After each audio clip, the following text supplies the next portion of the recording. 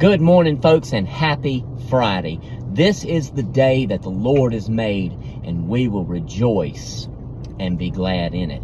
I hope today that you are rejoicing in the day that the Lord has made.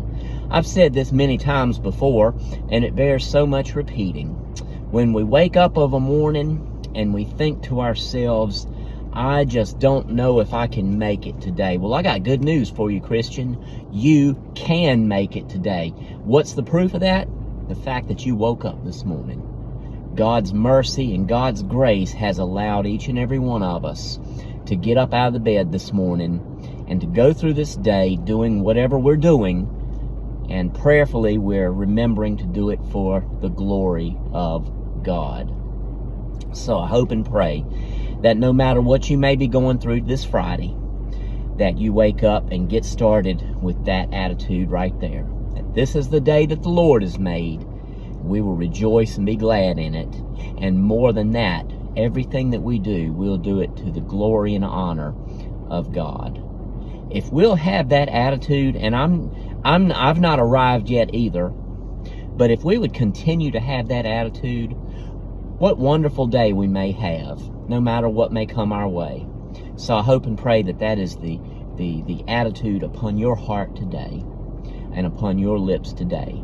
That this is the day that the Lord has made, and we will rejoice and be glad in it. Now, that's not the verse that I'm going to share with you today, but that was the first thing on my heart this morning as I got up and I considered the things that the day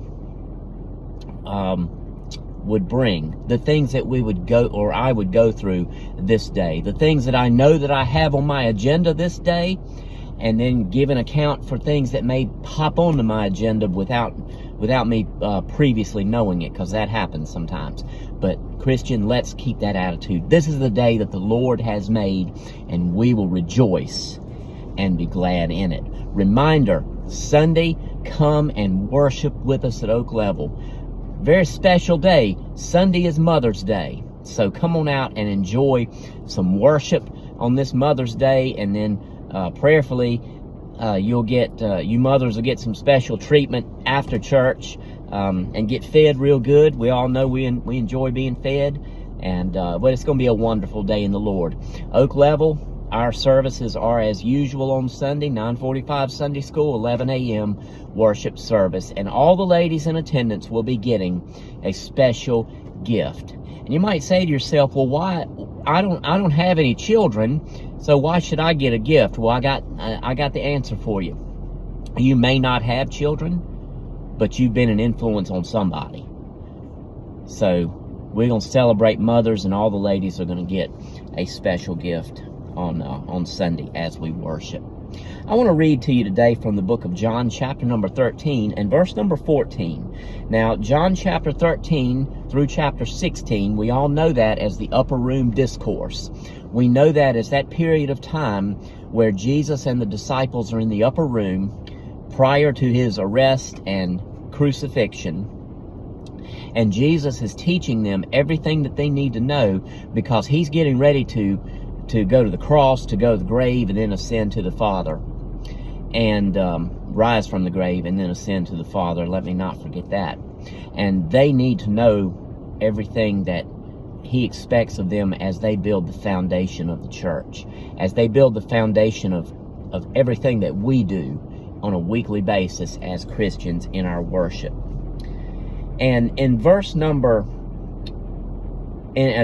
John chapter 13, and we see in the earlier verses that they're sharing the Passover meal, and Jesus does something that on face value it may seem kind of beneath him, but he proves to us in this passage that it's not beneath him. And number two, it's what's expected of each and every one of us as followers of Christ.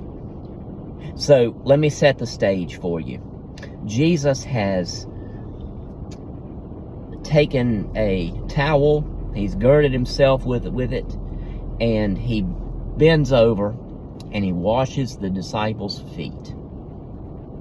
Now that's a practical practice, but it's also symbolic. It's practical because in those days, everybody wore sandals, so naturally your feet would get dirty along your journey. And so your feet had to be washed.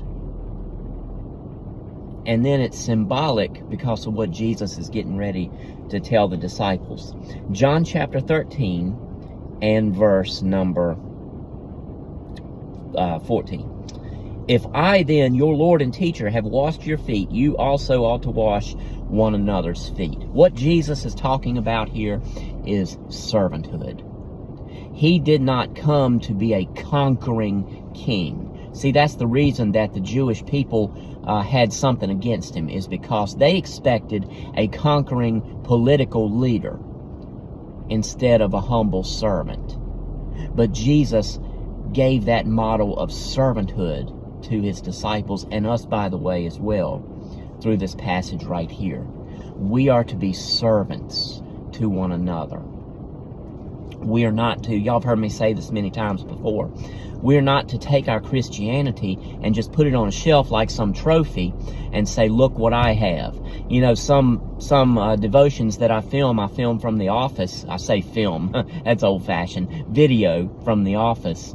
And you probably see behind me a number of different things. I got books on the shelf, but if you come in my office, you see a lot of things on the wall. You see things I've collected over the years, gifts that I've been given over the years. And that's all fine and good. In the Army, we call it the I love me wall. But all of those things are things that you display.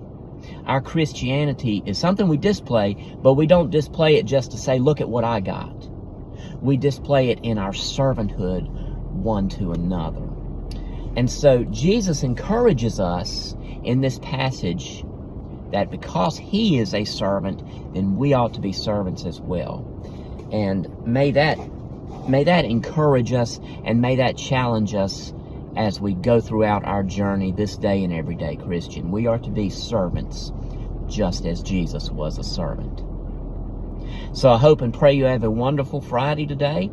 I hope and pray that you will join us for worship on Sunday.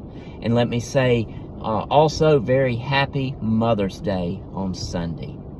So come on out and be with us, 9:45, 11 a.m., and you'll get a blessing, I guarantee it. And oh, by the way, we're continuing in our sermon series on victory, and it's going to be a powerful message. I'm praying for it, and you be in prayer for it as well, because I think we'll get a lot of encouragement from the message that God has for us on Sunday in our series on victory. So come on out and be with us. Love you, folks, and I'll talk to you a little bit later. God bless you.